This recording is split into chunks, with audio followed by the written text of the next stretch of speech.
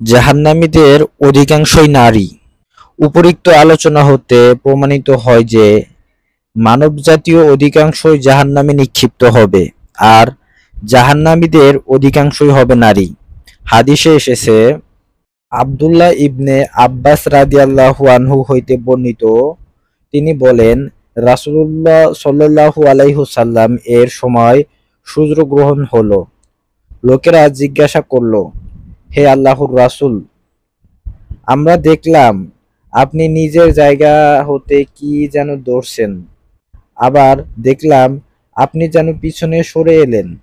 তিনি বললেন, আমি তো জান্নাত দেখছিলাম এবং এক গুচ্ছ আঙ্গুলের প্রতি হাত বাড়িয়েছিলাম।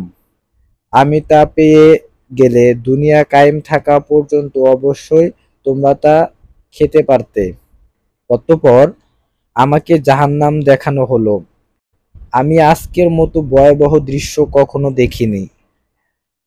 আর আমি দেখলাম জাহান্নামের অধিকাংশই বাসিন্দা নারী।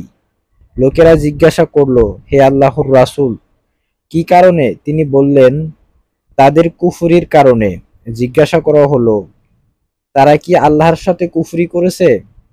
তিনি জবাব দিলেন, তার স্বামীর অবাধ্য থাকে এবং ইহসান অস্বীকার করে। তুমি যদি তাদের কারো প্রতি সারা জীবন সদাচরণ করো, অতঃপর সে যদি তোমার হতে সামান্য ত্রুটি পায়, তাহলে বলে, তোমার কাছ থেকে কখনো ভালো কিছু পেলাম না।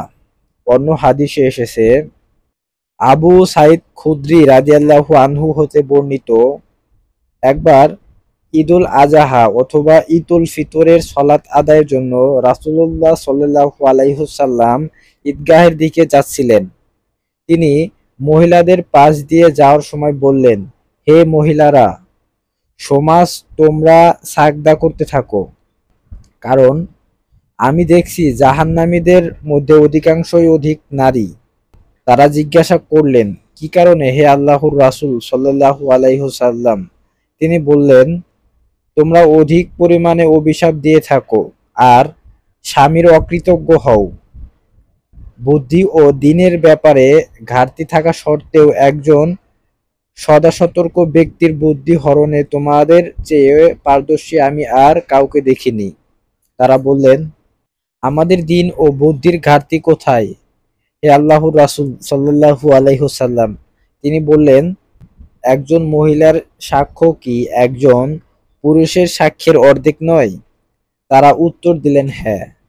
তখন তিনি বললেন, এই হচ্ছে তাদের বুদ্ধির ঘাটতি।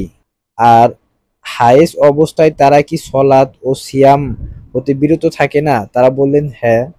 তিনি বললেন, এই হচ্ছে তাদের দ্বীনের ঘাটতি।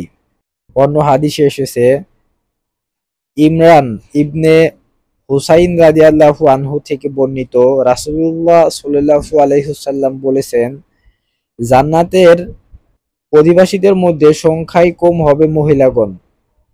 অন্য হাদিসে এসেছে, রাসূলুল্লাহ সাল্লাল্লাহু আলাইহি ওয়াসাল্লাম জান্নাতীদের মধ্যে মহিলাদের সংখ্যা খুব কম বলে জাহান্নামী মহিলাদের সংখ্যা বেশি বুঝিয়েছেন।